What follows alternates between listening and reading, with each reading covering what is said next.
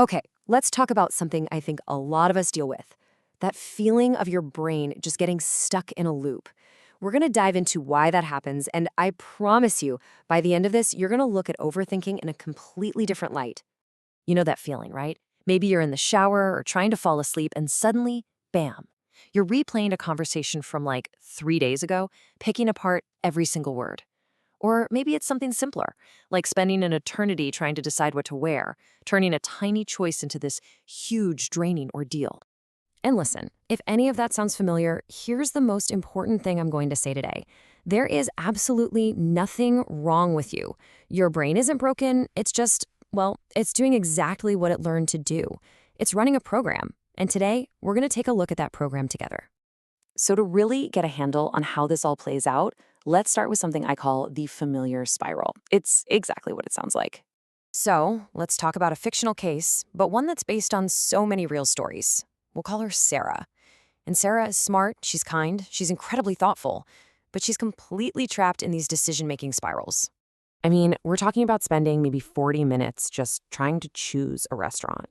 And then once she's there, she spends the entire dinner worrying she picked the wrong one. And at night, forget about it. She's lying awake, literally rehearsing conversations that haven't even happened yet. You've probably heard the advice people give, right? Just relax. Don't think about it so much. But for Sarah and for so many others, it is just not that simple. And here's why. This is the piece that nobody ever told Sarah, and probably never told you either. Overthinking. It isn't just a quirky habit. It's a survival response. Let that sink in. It's a survival response. And you can't just think your way out of a survival response.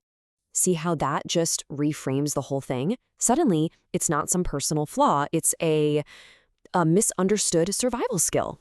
So the next logical question is, where on earth does a skill like that come from? Well, to really get to the bottom of it, we have to go back, way back, not just to last week or last year, but all the way back to when you were young, back when your brain had one primary job above all others, just keep you safe. Think about it. If a kid grows up in an environment that feels unpredictable, maybe things felt chaotic, or love and safety felt conditional, their brain's internal threat detection system gets dialed way, way up. It learns that to stay safe, it has to be 3 steps ahead of everyone to try and avoid getting hurt. In psychology, we have a name for this. It's called hypervigilance. So here's another way to look at it, and this one's really powerful. That constant nagging loop of what if, what if, what if, that's actually your inner child, your younger self, still trying really hard to prevent a pain that back then they couldn't escape. It was an act of self-protection then, and believe it or not, it still is now. So this whole protective mechanism, it's basically your brain's built-in alarm system. Super useful, right? But what happens when that alarm gets stuck in the on position? Okay, so our nervous system basically operates in 2 different modes. Think of it like a switch. On one side, you've got threat mode. This is when your brain is just screaming, what if? Your heart is pounding, you feel agitated, and your logical brain, well, it pretty much goes offline. But on the other side, you've got safety mode. Here, you're grounded. You're asking, okay, what's actually true right now? You feel present, your breathing slows down, and you can actually think clearly. The problem with overthinking is that it gets you stuck, really stuck, in threat mode. And this is really the heart of it all. The tragedy isn't that you developed this pattern. That pattern was smart. It was brilliant, actually. It kept you safe when you needed it. The real tragedy is that for so many of us, the original threat is gone, but the alarm system never got the memo. It's still ringing, loud as ever, protecting you from a danger that just isn't there anymore. So, okay, what do we do about it? Because understanding the why is huge. It's the first step. But it's not enough on its own. Now we have to learn how to communicate with that alarm system. So let's talk about 3 really practical ways you can start to find that feeling of safety.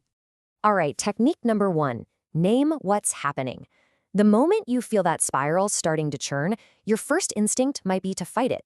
Don't. Instead, just name it. There's some amazing research that shows just labeling an emotion, saying to yourself, this is anxiety, actually reduces its intensity in the brain. So you're not trying to get rid of the feeling, you're just acknowledging it. You can say something like, okay, this is my threat response kicking in to protect me. I see you. And then, but I am safe right now. Number 2 is all about asking a different question. Look, overthinking lives and breathes on what if. It's like fuel for the fire. So your job is to swap that question out. Instead of what if, consciously ask yourself, What is actually true right here, right now? It's a simple switch, but it's so powerful. It pulls you out of that fantasy world of anxiety and plants your feet firmly back in reality. And this brings us to technique number 3, which might just be the most important one of all. Regulate first, think second. I want you to remember that. You absolutely cannot reason your way out of a panic when your nervous system is haywire. Remember, your logical brain is offline. So before you try to solve anything, you have to calm your body down first. Regulate first, think second. Always, always in that order. In fact, you know what?